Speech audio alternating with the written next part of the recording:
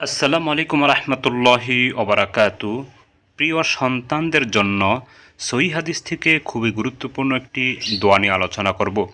সুপ্রিয় দর্শক, অনেক সময় দেখা যায় সন্তান কথা শোনে না, অতিরিক্ত দুষ্টুমি করে, লেখাপড়ায় মন দেয় না। এর জন্য খুবই উপকারী একটি দোয়া বর্ণনা করব সহিহ হাদিস থেকে। আশা করি আপনারা ভিডিওটি শেষ পর্যন্ত শুনবেন, দেখবেন, শিখবেন এবং আমল করবেন। সুপ্রিয় দর্শক, সেই দোয়াটি বলার পূর্বে আমি আপনাদের সকলকে অবগতির জন্য বলছি, আমি আমার ইসলামিক লাইভ চ্যানেল ও অন্যান্য চ্যানেলে যত সহিহ দোয়া, দুরূদ, জিকির, তাসবিহ ও ইস্তেগফার নিয়ে ভিডিও দিয়েছি, সেগুলিকে একত্রিত করে একটি বই লিখেছি।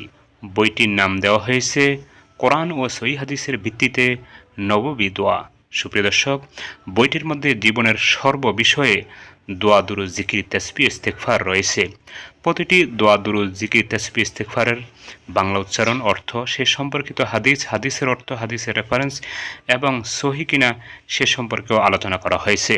শুধু তাই নয়, কোরআনুল কারিমে মহান রব্বুল আলামিন যত দোয়া, ইস্তেগফার উল্লেখ করেছেন বিভিন্ন নবীদের এবং সাহাবীদের এবং নিজের পক্ষ থেকে, সেগুলিকেও এই বইয়ের মধ্যে উল্লেখ করা হয়েছে, অর্থ ও বাংলা উচ্চারণ সহ। আপনারা আশা করি বইটি সংগ্রহ করবেন, কারণ এমন একটি বই যদি সংগ্রহ করেন তাহলে এই 5টি বিষয় তথা দোয়া, দুরূদ, জিকির, তাসবিহ, ইস্তেগফারের জন্য অন্য কোনো বইয়ের প্রয়োজন হবে না। সাথে সাথে আপনারা নিশ্চিতভাবে আমল করতে পারবেন, কারণ এর মধ্যে বিস্তারিত আলোচনা করা হয়েছে এবং এর মধ্যে কোনো ধরনের বাতেল অথবা ভুয়া অথবা ভুল জিনিস আনা হয় নাই। সুপ্রিয় দর্শক, যে দোয়াটি নিয়ে আলোচনা করব সে সম্পর্কে হাদিসের মধ্যে এসেছে, রাসূল করিম সাল্লাল্লাহু আলাইহি সাল্লাম তার প্রিয় দুই নাতি হাসান হোসাইন রাদিয়াল্লাহু আনহুমাকে সামনে নিয়ে তিনি বলতেন, উঈযুকুমা বিকালিমাতিল্লাহি তাম্মাতি মিন কুল্লি শাইতানিন ওয়া হাম্মাতিন ওয়া মিন কুল্লি আইনিন লাম্মাতিন। সুপ্রিয় দর্শক, আপনার প্রিয় সন্তানকে সামনে নিয়ে এই দোয়াটি কয়েকবার পাঠ করবেন।